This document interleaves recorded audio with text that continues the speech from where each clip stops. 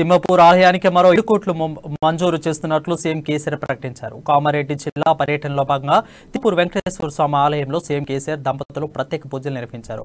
అనంతరం తిమ్మపూర్లో ఏర్పాటు చేసిన కృతజ్ఞత సభలో పాల్గొని సీఎం కేసీఆర్ సమైక్య పాలనలో సాగునీటి ప్రాజెక్టులు నిర్లక్ష్యానికి గురయ్యాయని ఆరోపించారు. సింగూరు నీటి కోసం రైతుమించారని చెప్పారు. తెలంగాణ ఉద్యమానికి నిజాం సాగర్ కూడా ఒక భాగ్యమేనని అన్నారు. ఆయన బాన్సోడ ప్రాంతంలో గతంలో అనేక ఇబ్బందులు ఉండగా ప్రస్తుతం 1500 కోట్ల వరి పంటలు సాగుతుందని తెలిపారు. కాంటాలు కూడా ప్రారంభం చేయించేంత ఓపికతో పనిచేసే నాయకుడు పోచారం శ్రీనివాసరెడ్డి గారు.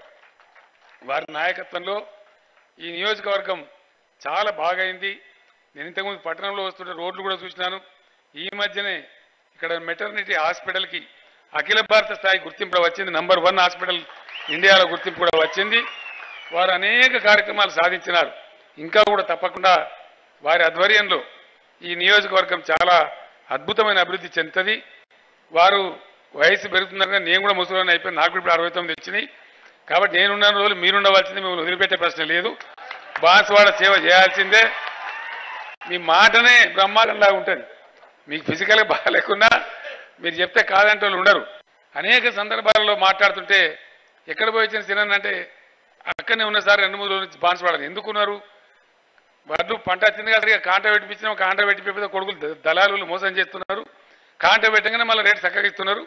కాబట్టి ప్రతి అంటే ధాన్యం పంట వచ్చినప్పుడు ఏమైనా కింది మీద కాకుండా ధర మోసం జరగకుండా ఎంఎస్పీ వచ్చే విధంగా గ్రామాలు తిరిగి కాంటా పెట్టించిన నాయకులు ఎంతమంది ఉంటారు?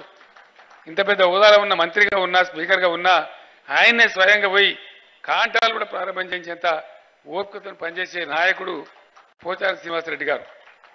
వారి నాయకత్వంలో ఈ నియోజకవర్గం చాలా బాగైంది. నేను ఇంతకుముందు పట్టణంలో వస్తుంటే రోడ్లు కూడా చూసినాను. ఈ మధ్యనే ఇక్కడ మెటర్నిటీ హాస్పిటల్కి అఖిల భారత స్థాయి గుర్తింపు కూడా వచ్చింది. Number 1 hospital